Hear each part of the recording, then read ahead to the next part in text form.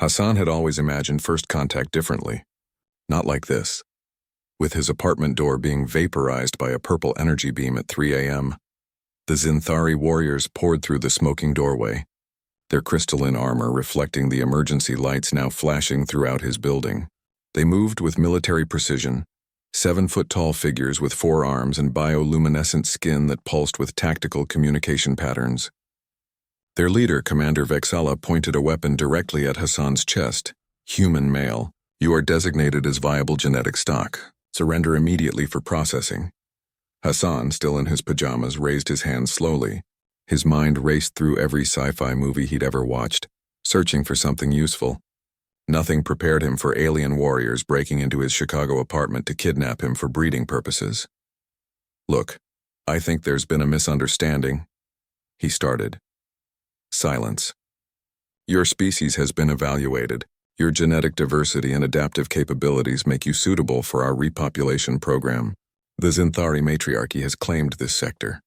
Before Hassan could protest further, the windows exploded inward. Elsa came through like a force of nature, her combat exosuit's thrusters still glowing from the ascent. She landed between Hassan and the Zinthari warriors, her own armor, human-made, bulkier, but surprisingly advanced, already deploying weapon systems. Back off. Vexala, Elsa growled, her voice amplified by her helmet speakers. That's my breeding subject. Hassan blinked. Excuse me, what? The Zinthari commander's bioluminescence shifted to an aggressive red pattern. Dr. Elsa Khoury, your presence here is a violation of the Accord of Geneva Station. This human is in unclaimed territory. Unclaimed? Elsa laughed, harsh and sharp. I've had breeding rights filed with the Terran Colonial Administration for 6 months. Check your databases, Commander. Hassan ibn Malik is registered under Human Reproductive Research, which gives Earth priority claim under interspecies law. Hassan's mouth hung open. I'm sorry, could someone explain why 2 different species are arguing about breeding rights over me while I'm standing right here? Elsa didn't turn, keeping her weapons trained on the Zinthari. Hassan, I'm with the Terran Defense Initiative. We've been monitoring you since the Galactic Council announced their population crisis. Turns out humans are extremely genetically compatible with 73% of known species. You're in the 99th percentile for genetic markers. Every alien empire in the sector wants human DNA. The human female speaks truth, Vexala admitted, lowering her weapon slightly. But her claim is meaningless. The Zinthari need genetic diversity to survive our fertility crisis. 1 human is insufficient for her species' needs but critical for ours. 1 human? Hassan interjected, finding his voice. I'm not a commodity. I'm a software engineer who pays taxes and has a cat. Mr. Fluffington is safe, Elsa said quickly. My team evacuated him 20 minutes ago. You've been in my apartment? Protective surveillance. Look, Hassan, I know this is overwhelming, but Earth's position in galactic politics just shifted dramatically. Humanity went from being ignored to being the most valuable genetic resource in known space overnight. Every species with a declining birth rate wants access to human DNA.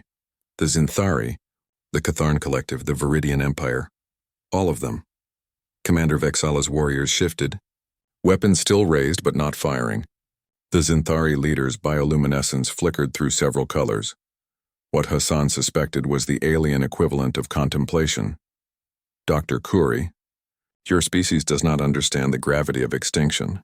The Zinthari have fought for 3,000 years to preserve our civilization. We need this human. And taking him by force is how you start an interstellar war, Elsa countered. Earth has 5 billion humans. We're willing to negotiate breeding programs, genetic material exchange, even cultural exchanges. But you don't get to storm into sovereign territory and kidnap people. Hassan's head spun. Can we pause on the breeding program talk? What exactly does that even mean? Elsa finally glanced back at him, and even through her helmet's visor he could see the apologetic look. It means genetic material donation, Hassan. No one's forcing you to actually, it's all clinical. We have the technology for genetic extraction and compatibility engineering. You'd be well compensated, protected, and frankly, you'd be helping prevent several species from going extinct. And if I refuse? The room went silent. Commander Vexala's bioluminescence dimmed to a softer blue. Then my species dies in 3 generations. The weight of that statement settled over Hassan like a physical force.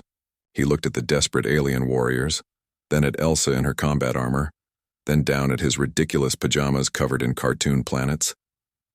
"I need coffee for this conversation," he finally said, "and someone needs to explain why humanity apparently became the galaxy's most wanted genetic donors without anyone telling us." Elsa lowered her weapons slowly. "Stand down, Commander. Let's talk like civilized species. Hassan's right. This is bigger than one person and we're going to need to work together." Vexala hesitated, then signaled her warriors to lower their weapons. "Agreed. But Dr. Curry, you must understand we are not the only ones who know about this human. Others will come." "Let them," Elsa said, her voice carrying a confidence that Hassan found both reassuring and terrifying. "Earth's been underestimated for too long. It's time the galaxy learned what humanity's really capable of when we're protecting our own." Hassan sat down heavily on his couch, surrounded by alien warriors and a powered armor-wearing scientist claiming breeding rights to his DNA. His coffee maker gurgled in the kitchen, somehow still functioning despite the destroyed door and shattered windows. "I'm definitely getting that coffee now," he muttered. "And then someone's going to explain everything, slowly, with charts if possible." As dawn broke over Chicago, humanity's place in the galaxy had changed forever, and it all started in a small apartment with terrible timing and a very confused software engineer